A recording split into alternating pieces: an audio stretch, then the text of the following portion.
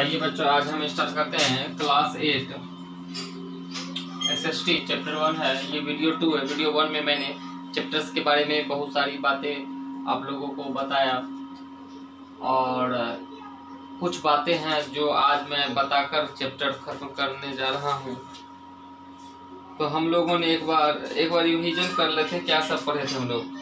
History क्या है इसके बारे में जाने थे, systematic record of past event, और हिस्ट्री की जानकारी के लिए पूरे वर्ल्ड के हिस्ट्री को या इंडियन हिस्ट्री कह लीजिए। इंडियन हिस्ट्री को भी 3 पार्ट में डिवाइड किया, पूरे वर्ल्ड को भी 3 पार्ट्स में डिवाइड किया। Ancient history, medieval history and modern history, जो कि मैंने पहले भी बता दिया है 3 पीरियड्स में। और इनमें से सोर्स ऑफ मॉडर्न हिस्ट्री के बारे में हम लोग जाने थे। जो आज का जो हिस्ट्री है, किन किन सोर्स से हम लोग आज के हिस्ट्री को जानते हैं।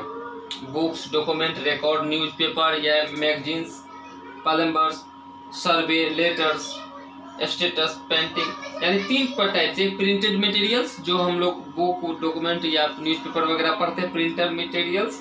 एंड वर्ड्स ऑफ आर्ट्स, कुछ चित्र वगैरह के जरिए से, ठीक है, स्टैच्यू के, किसी का स्टैच्यू बना हुआ है या पेंटिंग वगैरह कुछ है उसके आधार पर, और मॉन्यूमेंट्स के आधार पर, ठीक है, स्मारक के आधार पर। हिस्टोरिकल बिल्डिंग्स हैं, कुछ हाउस या प्रेसिडेंट हाउस या सेक्रेट, ठीक है। तो इन सभी आधार पर हम लोग आज की हिस्ट्री को जानते हैं, ठीक है। और मॉडर्न हिस्ट्री का आप लोग प्रीवियस क्लास में, मॉडर्न हिस्ट्री होगी आपका मेडिवल हिस्ट्री या अर्ली हिस्ट्री का आप लोग 6-7 में ही जाने होंगे, पढ़ाई किए होंगे, जो उनके बारे में कैसे जानकारी इकट्ठे। कुछ जो पुराने आर्कोलॉजिकल थे, आर्कोलॉजिकल के माध्यम से, या पुराने जो कुछ शिलालेख वगैरह थे, ठीक है, इन सभी चीज़ों के माध्यम से पुराने अर्ली हिस्ट्री के बारे में जानते थे। कुछ जो लिखा हुआ था, चाहे वो पीपल के पत्ते पे हो या किसी पत्थर पे हो या किसी चमड़े पे हो, या कुछ तत्व जो उस समय का था, और कुछ यात्राएं जो लोगों ने की, कही सुनी, अनेक प्रकार के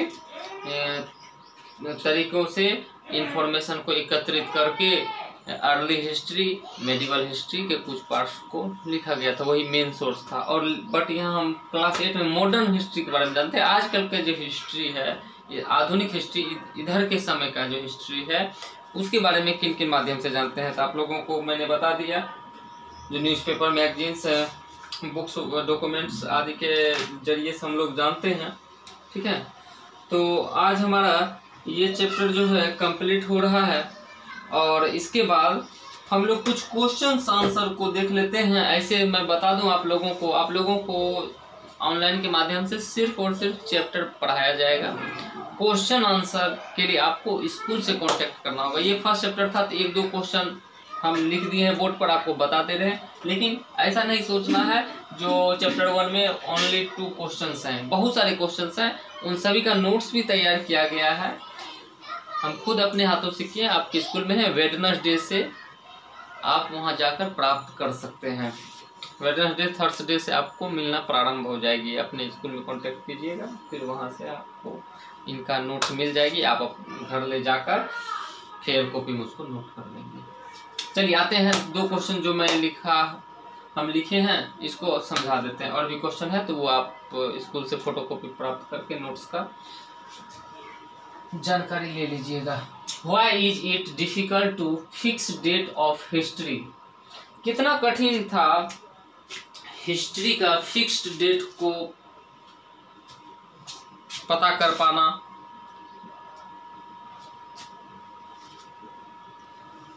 क्यों कठिन था फिक्स्ड डेट कोई भी घटना को दे पाना। देखिए, it is difficult to earmark and exact date in history because very often, किसी भी घटना को एग्जैक्ट डेट देना उस समय बहुत ही डिफिकल्ट था, ठीक है। क्यों? History are separate out over a long period of time, क्योंकि बहुत सारी घटनाएं ऐसी घटी जो कि काफी लंबे समय तक चली। Event in history are separate out over the long periods of time, and event में erupt on a particular day, but it is usually the result of the long chain of circumstances that have built up over a period of times. तो कुछ समय का कुछ लड़ाई क्या हुआ, usually काफी लंबे चेन के तरह चला और किसी का रिजल्ट काफी लंबे समय के बाद आई, और इस कारण जो है किसी भी घटना को एग्जैक्ट डेट दे पाना, एग्जैक्ट जो है रिमार्क ईयर मार्क कर पाना गलत था, नहीं पॉसिबल था। और कुछ घटना का पॉसिबल था तो वो अंकित भी क्या है हम लोग जानते भी हैं। जैसे फ्रांसीसी रिवॉल्यूशन है तो 1857 में है, अक्टूबर रिवॉल्यूशन है, तो कुछ इंसिडेंट डेट वाइज है, कुछ नहीं भी है, उनका यही मुख्य कारण है। इसके बाद क्वेश्चन नंबर 2 की ओर हम लोग आते हैं। How do we periodise the history of India.